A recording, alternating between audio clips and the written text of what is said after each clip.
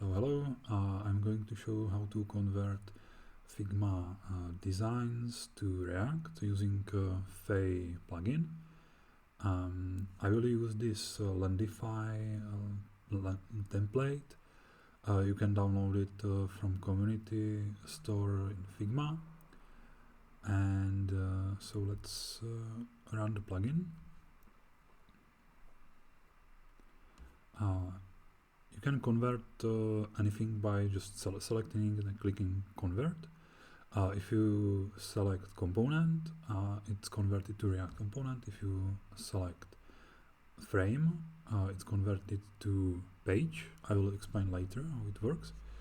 And if you convert something, it automatically converts any component inside as separate component and using this component. So let's convert a whole page and we'll see. As you can see, it's converting all the included components. The page is relatively big, so a lot of components.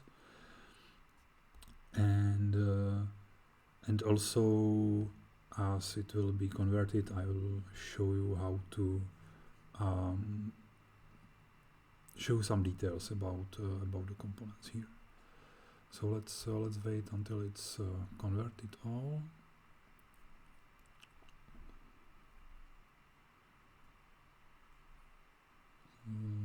Yeah, okay, so it's converted, and you can see it's very similar to the source. Sometimes there can be slight difference. It depends on how advanced features in Figma you use. And let's check the code. So here is the code of the main page. As you can see, it has this frame with hero section, which is this, cloud, which is this, feature multiple, which is this, and etc. And also it uses some metadata. It's compatible with NextJS. If you don't want to use it, you can remove it, but I will show you later how it will be used in the exported NextJS project. So let's focus now on this features multiple. The original file has quite weird naming, so I will just rename those numbers. You can see here in this component, that's this component, and using those 6 subcomponents. These subcomponents currently it's called 5, and when I select it in Figma, it's actually called 5 because in the original template it was called 5. So let's rename it to feature. It's one feature. I can go back and see that it already generates code using the right name.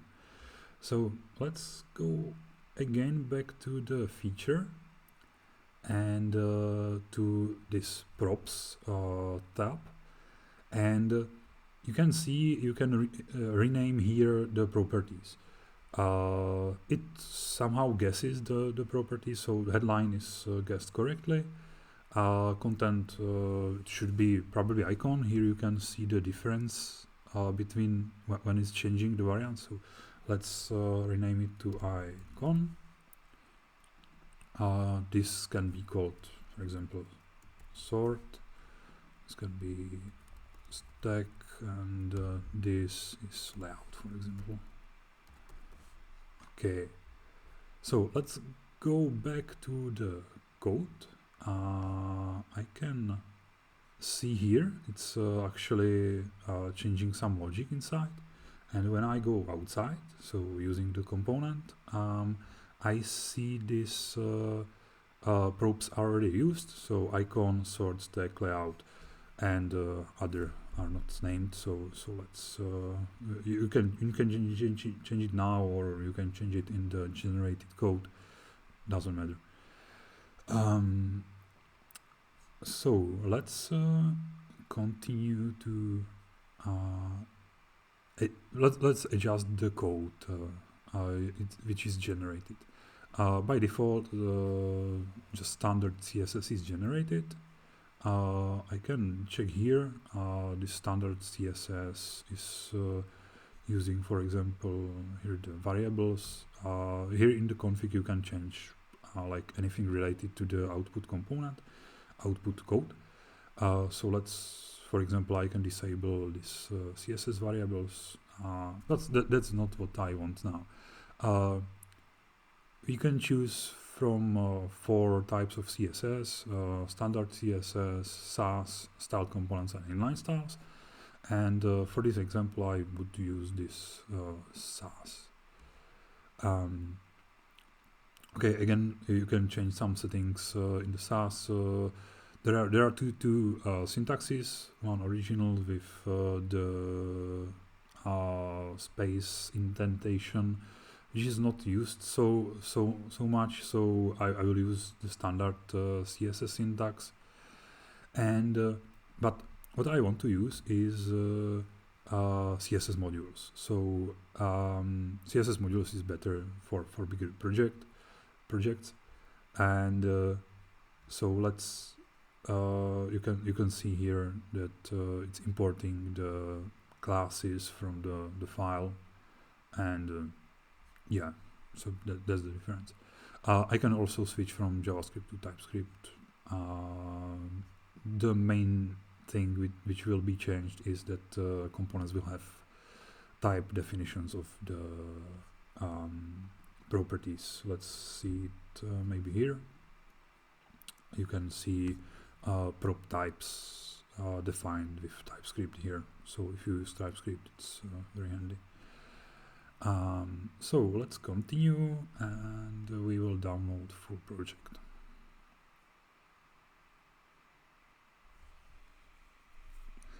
Wait a minute. It's downloading, so it can take up to 1 minute approximately. So save it, unpack it, and open your own IDE. So let's open it.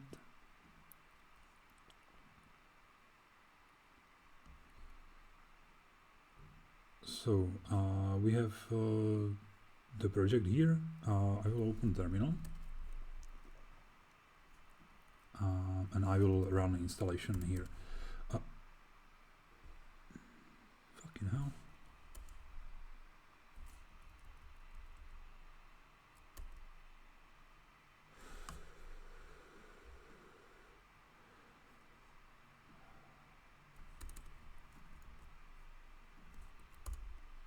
Okay, yeah, that was problem of name. I don't know why.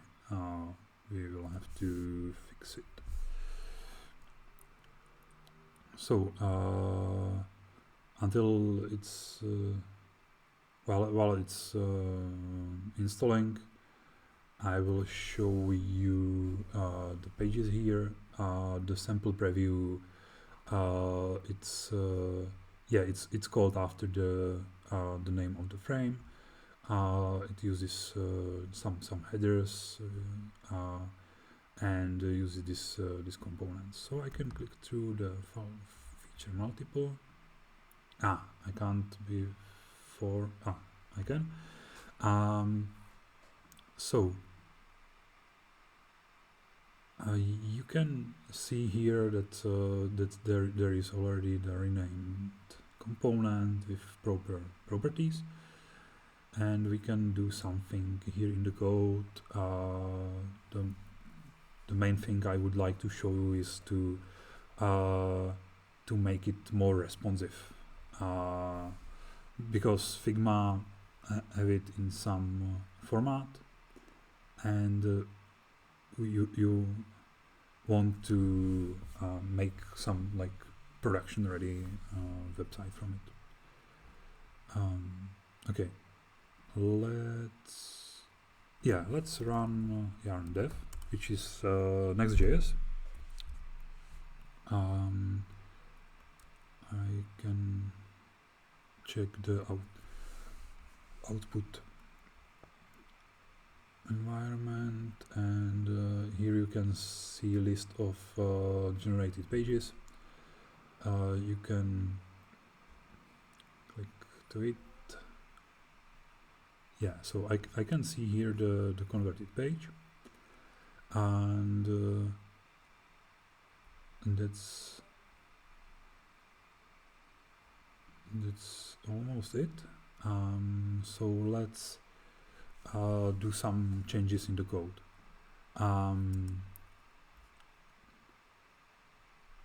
First thing I would like to do is go back to the feature. Here in the feature I see this styles. This is named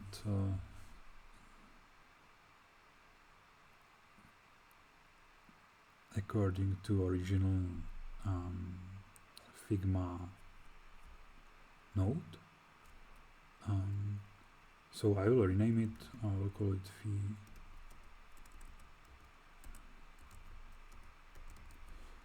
it feature. Also rename it here. It's nicer that way. Let's go back here, and the main thing I want to do is this: to remove the size of the each feature. Sometimes you have fixed size, sometimes not. It depends on the Figma source. Okay, it seems to be somehow changing. Let's change some other stuff. Yeah, you can see according to original behavior, we can remove some stuff. You can change it in the Figma source file, but if you are a developer, it will be easier to change it in the resulting code. Okay, let's go to feature multiple, or rather go here to the root and change this width to 100 viewport width, and max it will be this size. So let's go here, and you can see it's already a little bit smaller, and actually you can see here like that is changing the layout of the features when you change the size of the window. Okay, last thing, I will add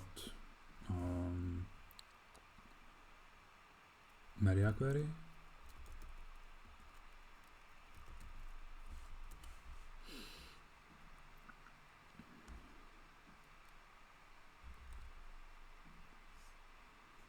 And I will add it to feature multiple and to the row. We have two rows here. That's because of the source. So I will remove one of them and rename it. Let's go to feature multiple. Rename it. Okay, and I wanted to change this row. It's display flex, so I will flex direction column, and maybe from 700 pixels. So let's go here, and let's check if it's changing under 700 pixels is changing the direction. So you can you have very basic responsivity, and you can do the same for rest of the website. So what's next? I will show a very interesting thing, and that's that you can run Storybook, which is a list of all the components there. We actually generate stories for each component, and so after it's installed, I will show you some. Yeah, okay, we are there. And so here in the Storybook you can edit each component separately. Check this. You can check header as separate component. You can check hero as separate component, and so all the components you can check edit here. Yeah, it's just for convenience. So that's it. Let us know if you like it or what you would like to improve. There are a couple of things that we plan to improve in future. One thing is, for example, this when I had to rename this this row, it was actually quite duplicated, and it happens a lot in not very well structured designs.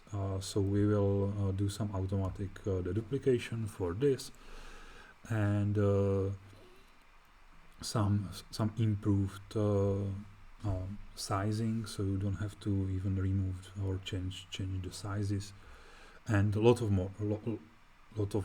more adjustments. So let us know if you would like to see some feature.